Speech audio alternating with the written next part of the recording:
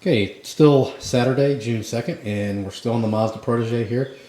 We're going to check one more possibility for that code, that 0300, and that could be the EGR valve.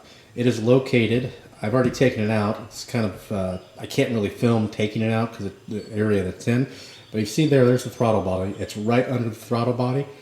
Easiest way to get at it is to remove the intake hose, which is right there. Just two screws comes off, clamps, just slides right off. And then there are two 12mm bolts holding EGR valve on. Sorry about that. And here it is. This one actually appears to be okay. There's a valve, which you probably will not be able to see. Let me see if I can get this to focus. Even with the focus, yeah, you can't see. There's a valve in there, and you want to check to make sure it's not stuck. And this one's not stuck, so what we went ahead and did is we got some, you want to get brake cleaner or carb cleaner, clean it out real good, which we've already done. So now we're ready to reinstall it. One thing I suggest is to get a new gasket. They're $5, something like that, so get a new gasket in there. When you take it out, the gasket will more than likely fall, so be sure to look out for that. So to put it back in is the exact reversal, which again you didn't really see. You put it in, but you want to go ahead and put the gasket on there, kind of hold it on there, and then put the EGR valve in with the two bolts. And I'll show you, I won't be able to show you actually installing it, but here it is here. It goes, we'll show you where it goes. It goes right under there. And there's one wire one plug that plugs into it, and two, like I said, 12mm bolts. Really easy to get to. It's not the easiest in the world to take out because you are limited on space. And here are the bolts here. There's two of those. So we'll go ahead and we'll get this put back on, and I'll show you how to put the hose on, so at least you see something in this video. Again, it's just impossible to get an angle down there on the camera to actually, show me taking it off, but it's kind of self-explanatory once you know where it's at. So we'll go ahead and we'll put this on, and then we'll show you the finish up job. So stay tuned. Okay, we've got the EGR valve back in. You can see it right there. There's where the plug goes.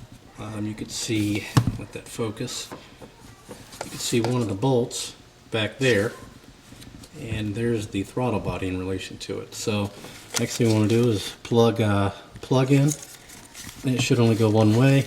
Got a light sitting right here. Remove that.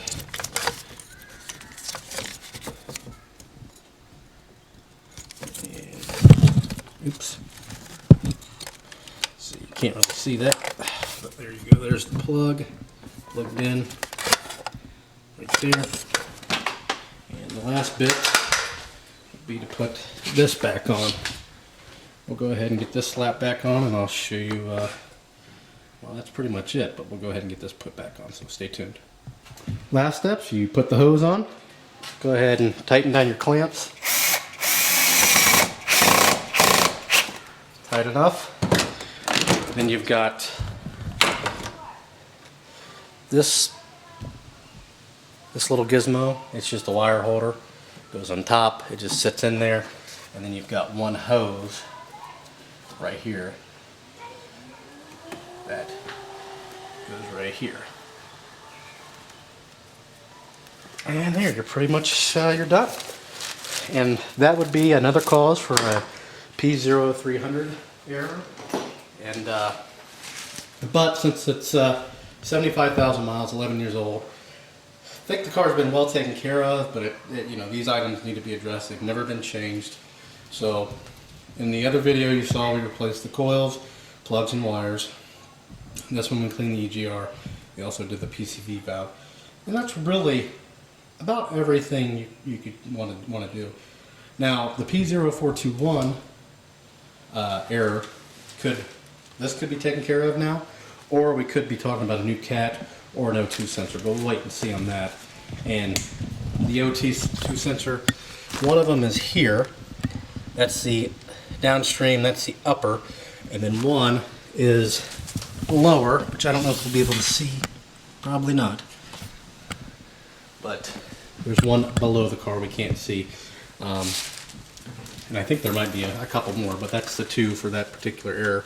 And it's the lower one that is the culprit typically. So there you have it. Just another quick vid. We're done for this today. Hopefully we'll get started on 125 over there as it sits. Made some room in the garage, pulled the other car outside. So as always, thanks for watching, and please subscribe.